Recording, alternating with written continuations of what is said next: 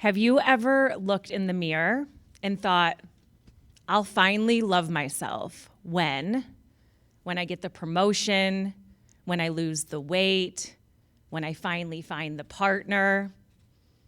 This is the most untrue, biggest lie we've ever been sold. That self-love is earned rather than practiced.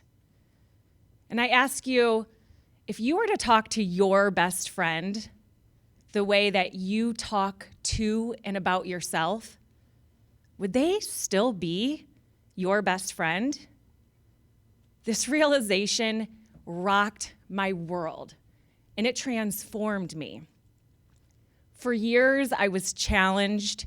I was an overweight and bullied child. I struggled with anxiety and depression. I went on to have an eating disorder and even chose cosmetic procedures in hopes that if I could only love the outside, maybe I'd finally love myself. And the reality was, no matter what I changed, no matter what I was able to alter, I still had this emptiness that lived within me. And it wasn't until my first round of 3 rounds of Brené Brown training on vulnerability and shame where I found myself in the mirror, unable to say a single nice thing about myself. My eyes welled with tears. My voice, often quite boastful, was a mere whisper. And I was struggling to find anything that I would honor or celebrate about me. And it was in that moment that I committed.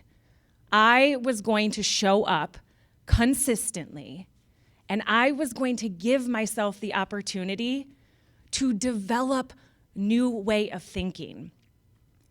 What I never could have imagined was that I was going to actually start believing what I was saying.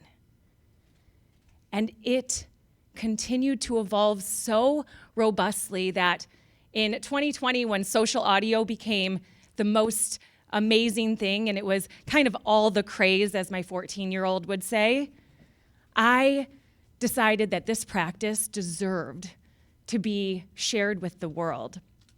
And I started every single day holding our daily self-love circle. And it's now been 4 years consistently, 5 days a week. We've been able to impact over 250,000 humans in the way they think about themselves. And we've even been able to have our practice authored in the Change series with a foreword by none other than the legendary Les Brown. And this isn't because self-love is unique. It's because self-love is universal. We all crave to personally accept ourselves. And I knew that this was something that was so worthy of being seen and practiced by others that I want you to experience it with me too. So if you will, maybe you'll close your eyes. Maybe you even place your hand on your heart and take a deep breath in.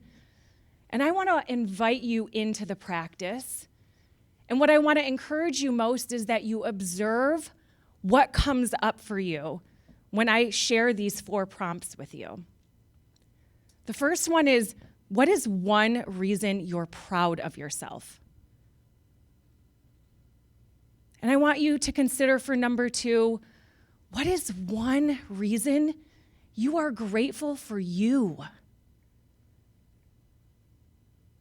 And as you see these thoughts coming in, the third thing I want you to consider is, what is a dream or desire that lives within you? And as our 4th option, I want you to consider, what is something that you love about yourself? And so observe if it was easy or hard, however that landed for you, because self-love isn't a luxury. It is a birthright. We deserve to feel this way, and it is time that we take our power back, that we come and acknowledge our truth, because I am worth it and so are you.